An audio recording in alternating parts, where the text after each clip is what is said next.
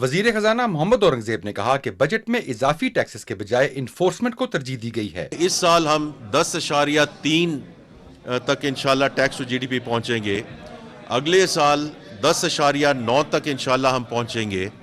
تو یہ جو کیسے پہنچنا ہے، جو 2 ٹریلین روپیز پہ جو بات ہوئی ہے، اس میں جو ایڈیشنل ٹیکسز لگائے گئے ہیں یا ایڈیشنل میجرز جو لیے گئے ہیں وہ 312 بلین کے قریب ہیں۔ جسٹ تھنک اباؤٹ اٹ کہ 2 ٹریلین روپے میں ہم نے اس میں آٹونومس گروتھ ہے اور انفورسمنٹ کا میجر ہے۔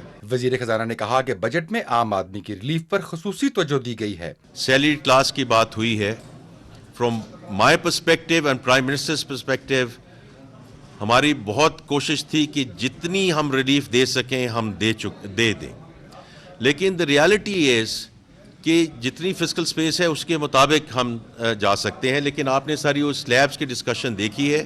میں اسی لیے کہتا ہوں کہ یہ ڈائریکشن آف ٹریول ہے کہ where do we want to take the salary class, different syllabus also at the highest level of that salary class۔ Muhammad Aurangzeb نے کہا کہ بجٹ میں زراعت، صنعت اور چھوٹے اور درمیانے درجے کی صنعتوں سمیت اشیاء سازی اور تعمیرات کے شعبوں کے لیے خصوصی اقدامات کیے گئے ہیں۔ اس سال ہم نے جو فرٹیلائزر اور پیسٹیسائڈ پہ ٹیکس، ایڈیشنل ٹیکس عائد کرنا تھا، وزیر اعظم پاکستان کی ہدایت کے مطابق we negotiated that with the fund کہ یہ اب ایڈیشنل جو ٹیکس لگنا تھا، جو very important and critical inputs into agriculture, اس پہ نہ لگایا جائے۔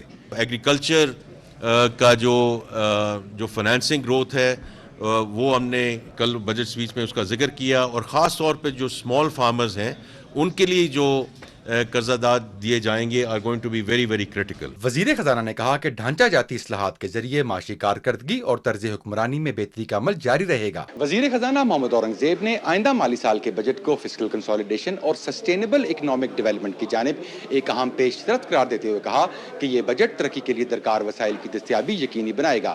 حسن طارق بٹ، پاکستان ٹیلی ویژن نیوز، اسلام آباد۔